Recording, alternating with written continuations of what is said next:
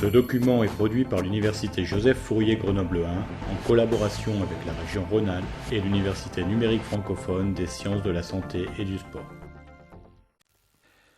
Nous allons, dans ce paragraphe, traiter donc des récepteurs nucléaires. Les récepteurs nucléaires sont donc une famille de protéines qui vont se lier à la région promotrice des gènes, soit pour augmenter, soit pour réprimer la transcription de ces gènes en ARN messager. Ces récepteurs sont notés sur le schéma récepteur cytosolique, alors que je vous ai dit que nous allions parler des récepteurs nucléaires. En fait, nous allons voir que certains de ces récepteurs sont effectivement, avant la fixation du ligand, situés au niveau du cytosol, puis ensuite vont migrer vers le noyau, alors que d'autres sont déjà en position nucléaire. Les récepteurs nucléaires sont, nous l'avons dit, des facteurs de transcription. Ce sont des facteurs de transcription particuliers qui vont donc être activés par des ligands lipophiles, ligands qui sont d'ailleurs souvent de nature lipidique. Ces ligands peuvent être des hormones circulantes ou encore des médiateurs qui vont être synthétisés par la cellule elle-même, ou encore ce seront les métabolites cytosoliques d'un médiateur extracellulaire. Certains de ces récepteurs nucléaires sont donc présents, je vous l'ai dit, dans le cytosol et vont ensuite migrer dans le noyau. Il existe une sorte d'ambiguïté sur les termes entre les récepteurs qui sont nucléaires dès leur origine et les récepteurs qui deviennent nucléaires après la fixation de leur ligand. Les récepteurs nucléaires, comme les autres facteurs de transcription, peuvent être activés par phosphorylation qui sera assurée par les protéines kinases des voies de signalisation des récepteurs membranaires. Vous vous souvenez sans doute de la séquence RAS, RAF, MEK, ERK des récepteurs à activité tyrosine kinase abordés en biologie cellulaire au cours du premier semestre. La superfamille des récepteurs nucléaires comprend 49 récepteurs dont 21 récepteurs sont dits orphelins. C'est une famille qui a tellement de membres que vous voyez que le tableau est même quasiment illisible, pour ne pas dire totalement illisible. Je ne vous demande bien évidemment pas d'apprendre la nomenclature de tous ces récepteurs, ni même quels sont leurs ligands. Simplement, vous voyez ici que nous trouvons des récepteurs orphelins. Ça veut dire récepteurs dont on ne connaît pas la substance endogène capable de l'activer. On ne connaît pas le ligand endogène capable d'activer ce récepteur orphelin. C'est très intéressant ces récepteurs orphelins car ils sont autant de promesses de nouvelles stratégies thérapeutiques. Il y a évidemment énormément de travaux qui portent sur une meilleure connaissance de ces récepteurs orphelins. Les récepteurs nucléaires sont constitués d'un enchaînement de 410 à 1000 acides aminés qui sont répartis en 6 domaines. Ces domaines ont été baptisés de façon assez heureuse A, B, C, D, E et F. Le premier domaine, qui est le domaine AB, est un domaine de longueur et de structure très variable d'un récepteur à l'autre.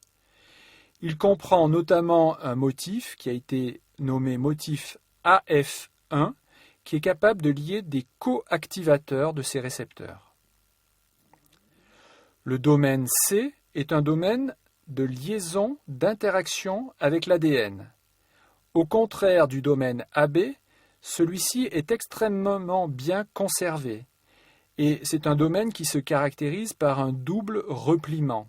C'est ce que l'on appelle des motifs en doigt de zinc et vous avez représenté dans la partie basse de cette diapositive un exemple de double repliement pour ce domaine C. Les interactions entre les récepteurs nucléaires et l'ADN pourront se faire selon 2 modalités. La première des modalités concerne par exemple les récepteurs des hormones stéroïdes, surrénaliennes. En absence de ligand, le récepteur est associé à des protéines que l'on appelle HSP pour Heat Shock Protein, car l'expression de ces protéines est augmentée en conditions de stress comme le stress hyperthermique, l'élévation de température. La fixation du ligand au récepteur va former un nouveau complexe, mais cette fois-ci sans HSP. Ce nouveau complexe va se dimériser pour se lier à l'ADN et activer ou réprimer la transcription de cet ADN. La deuxième modalité concerne par exemple les récepteurs des hormones thyroïdiennes. En absence de ligand, le récepteur est déjà fixé à l'ADN avec une affinité élevée. Et il réprime la transcription de l'ADN. La fixation de l'hormone thyroïdienne sur son récepteur va donc libérer l'ADN et ainsi activer la transcription. Pour illustrer la pharmacologie de ces récepteurs nucléaires, je prendrai seulement ces deux exemples, les récepteurs des hormones stéroïdes surrénaliennes et les récepteurs des hormones thyroïdiennes. Commençons donc par les récepteurs des hormones stéroïdes surrénaliennes. Ces récepteurs seront nommés MR, GR, AR, ER et PR. Vous retrouvez à chaque fois un R pour récepteur. Le M du MR correspond aux minéralocorticoïdes. Ce sont des récepteurs qui vont être activés par les minéralocorticoïdes. Et vous avez entendu parler de minéralocorticoïdes dans le cours de physiologie rénale, puisqu'il s'agit par exemple de l'aldostérone. Nous trouvons ensuite GR pour les récepteurs aux glucocorticoïdes. Le ligand endogène de ces récepteurs sera cette fois-ci un glucocorticoïde, le cortisol.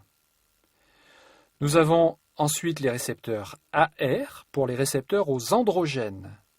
Et le ligand endogène de ces récepteurs sera l'hormone sexuelle mâle, la testostérone.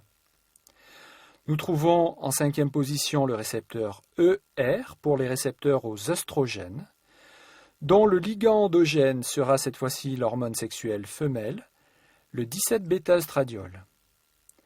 Enfin, pour finir, le récepteur PR pour les récepteurs aux progestagènes, dont le ligand endogène sera l'autre hormone sexuelle femelle, la progestérone. Toutes ces hormones stéroïdes sont synthétisées à partir du cholestérol. Elles possèdent une structure très proche, mais des fonctions très variées.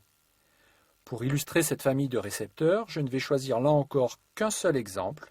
Ce sera l'exemple des récepteurs GR pour glucocorticoïdes. Les récepteurs GR sont tous issus d'un gène unique. Ce gène va coder pour deux protéines, GR-alpha et GR-bêta. Nous avons donc deux sous-types de récepteurs GR représentés par GR-alpha et GR-bêta. GR-alpha est considéré comme étant le récepteur fonctionnel des corticoïdes. Il est présent dans tous les tissus et il va réguler la transcription de nombreux gènes. Le principal activateur de ce récepteur est, nous l'avons dit, un corticoïde endogène, le cholestérol, qui va être synthétisé par les glandes surrénales. Les effets du cortisol sont multiples. Il est capable d'augmenter la synthèse des lipocortines, que l'on appelle également les annexines, qui sont des protéines intracellulaires qui fixent le calcium et qui sont impliquées dans des phénomènes de type interaction membrane-membrane, comme ce que l'on retrouve au cours de l'exocytose. Vous avez entendu parler d'annexines en biologie cellulaire. Le cortisol va augmenter également la synthèse d'enzymes de nombreuses voies métaboliques. Stimulation de la néoglucogénèse, du catabolisme des protéines et redistribution des graisses au niveau de la face et du cou. Donc nous avons affaire avec le cortisol à des interactions avec les métabolismes des glucides, des lipides et des protides. Le cortisol, enfin, va diminuer la synthèse de TNF-alpha et d'interleukine 1, et il va également diminuer la synthèse de deux enzymes, cyclooxygénase, ou COX, et NO-synthase. ces deux enzymes ainsi que le TNF-alpha et l'interleukine 1 sont des facteurs qui sont impliqués dans les phénomènes inflammatoires. Les corticoïdes, utilisés en thérapeutique, que l'on appelle également glucocorticoïdes par rapport à leur effet sur le métabolisme glucidique, seront donc tous des agonistes du récepteur GR-alpha. Ce sont des anti-inflammatoires qui sont utilisés dans de nombreuses indications, et ce sous de multiples formes galéniques. Nous allons les utiliser en inhalation, dans le traitement de l'asthme ou de la BPCO pour bronchopneumopathie chronique obstructive, donc une maladie pulmonaire. Nous allons les utiliser en gouttes ou en spray nasal dans le traitement des rhinites allergiques. Nous allons enfin les utiliser en collyre contre les inflammations oculaires, ou encore en crème ou en pommade contre l'eczéma, les dermatites, en infiltration intra-articulaire dans des phénomènes inflammatoires articulaires, ou encore par voie orale dans un certain nombre d'états inflammatoires sévères, ou encore pour leur capacité d'immunosuppresseur à la suite de transplantation d'organes. Pour le moment, les antagonistes du récepteur GR-alpha n'ont pas d'indication thérapeutique. Si nous cherchons dans le dictionnaire Vidal, que je vous ai représenté sur cette diapositive, qui regroupe les monographies de toutes les spécialités commercialisées en France, nous trouvons au paragraphe qui traite de la pharmacodynamie d'un glucocorticoïde, le bécotide, autres médicaments pour les syndromes obstructifs des voies aériennes, glucocorticoïdes par voie inhalée, et on nous explique qu'en inhalation, il exerce un effet anti-inflammatoire, essentiellement local, sur la muqueuse bronchique. Eh bien, vous savez de quoi procède cet effet anti-inflammatoire, puisque le TNF-alpha, l'interleukine 1 sont des cytokines pro-inflammatoires, puisque les enzymes que nous avons évoquées précédemment, COX et NO synthase, sont également impliquées dans des phénomènes inflammatoires. Si nous consultons ensuite le paragraphe qui traite des effets indésirables de ce glucocorticoïde, nous trouvons le risque de survenue d'effets systémiques liés à la corticothérapie inhalée est minime, mais il ne peut pas être exclu aux doses élevées. On a décrit avec la corticothérapie par voie inhalée des observations d'amincissement cutané, d'hématomes sous-cutanés, de dépression des fonctions surrénaliennes, etc., de ralentissement de croissance. Et j'ai choisi de vous représenter sur cette diapositive un des effets métaboliques indésirables des corticoïdes. Il s'agit de la redistribution des graisses au niveau de la face et du cou. Vous voyez particulièrement sur la partie arrière de cette personne, ce qu'on appelle la bosse de bison, qui est donc un effet métabolique des corticoïdes. Il s'agit bien évidemment de quelqu'un qui a pris des corticoïdes pendant des périodes longues probablement et à des posologies relativement élevées. Lorsqu'on va utiliser des corticoïdes inhalés pendant des périodes courtes, le risque de présenter ce type d'effet indésirable est relativement négligeable.